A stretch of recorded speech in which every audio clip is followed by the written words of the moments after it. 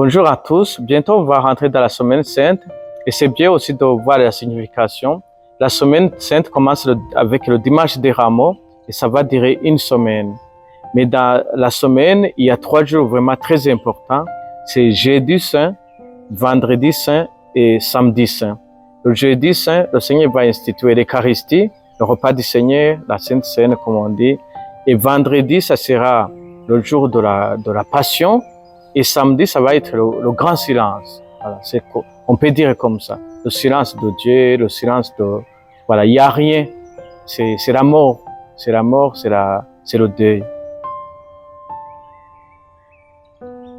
Je vais un peu insister sur la question de la croix, de la passion, parce que la croix, avant c'était le symbole de la mort, mais avec le Christ, il est devenu le symbole de l'amour, de la vie. À la croix, le Seigneur va se donner, mais ça ne va pas dispenser le Christ de la passion. Ça veut dire qu'il va souffrir, mais par amour. Et la croix va être un symbole jusqu'aujourd'hui de l'amour de Dieu qui nous a aimés jusqu'au bout. Comme Saint Jean nous dit, il a aimé les siens qui étaient dans le monde, il les aima jusqu'au bout. Ça veut dire à la croix. Voilà.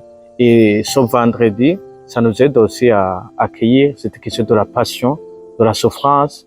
Mais au cœur de la foi chrétienne, il y a cet amour de Dieu qui se donne jusqu'à la croix, qui se donne jusqu'au bout. Et puis, je vais vous parler de samedi saint et le jour de Pâques. Samedi saint, c'est le moment où il ne se passe rien. C'est le grand silence. Dieu est mort, Jésus est mort, et les gens ils sont désespérés. Et on est dans le silence, on attend l'inattendu, comme on peut dire. On attend rien même. Parce que le Christ a dit, mais on ne sait pas qu'est-ce qui va sortir.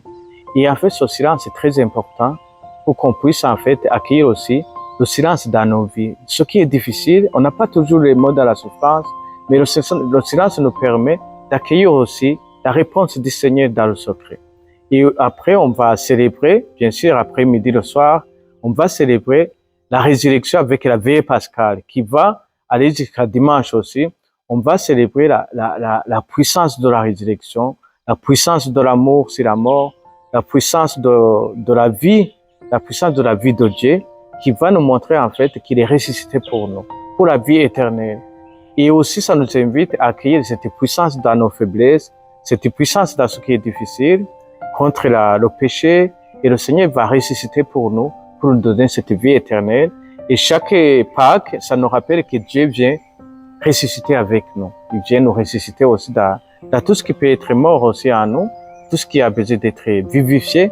Et c'est la Pâques du Seigneur, mais c'est aussi notre Pâques, c'est notre résurrection, c'est notre joie, c'est notre amour qui est en enjeu aussi de la résurrection du Seigneur. Amen.